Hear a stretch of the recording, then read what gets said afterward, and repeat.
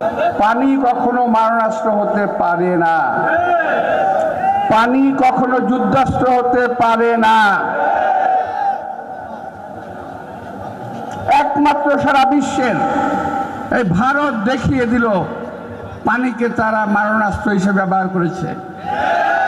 পানি কিছুদিন আগে যে সরকার ছিল সে কখনোই এই দাবি দেওয়া কখনোই পূরণ করার মতো সক্ষমতা রাখতো না। রাখলেও যেহেতু তার ক্ষমতায় থাকতে হবে সেহেতু সে সেগুলো পূরণ করার চেষ্টাও করতো না। পানি পানি কখনো মারণাস্ত্র হতে পারে না, পানি কখনো যুদ্ধাস্ত্র হতে পারে না।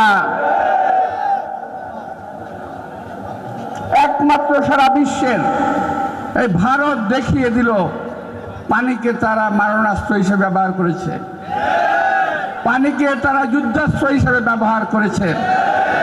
কতটুকু অমানবিক হলে কাজটুকু তারা করতে পারে। আমরা চোখের পানিতে কারো কাছেই কিছু চাইবো না, আমরা বকশিশ চাই না, আমরা ভিক্ষা চাই না, আমরা হিসাবের পাওনা চাই। আমাদের হিসাবের পাওনা দিতে হবে, আজকে না হোক কাল, কাল না হয় পরশু দিতে হবে। যে আন্দোলন শুরু হয়েছে এই আন্দোলন থামবে না। শুধুমাত্র আমরা একটা সরকারের অপেক্ষায় আছি, যেই সরকার আমাদেরকে দেশের মানুষের কথাকে বুঝতে পারবে, মানুষের ভাষাকে বুঝতে পারবে, যেই সরকার মানুষের দাবি দেওয়াকে পূরণ করার মতো সক্ষমতা রাখবে। আমরা কি আমাদের কাছে কি ভারতের কোনো দেনা পাওনা নাই? অনেক অনেক কিন্তু আছে, ভুলেই যাবেন না, অনেক কিছু আছে।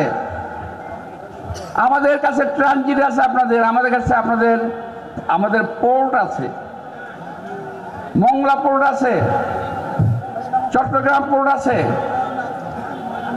প্রয়োজনে আমরা হিসাব কিতাব করবো, এখন থেকে মনে রাখবেন। আমরাও হিসাব করবো, আমাদের যেখানে যেটা প্রয়োজন আছে সেটা না হলে আমরাও ছাড়বো না। আমাদের তিস্তার পানি চাই, দিতে হবে।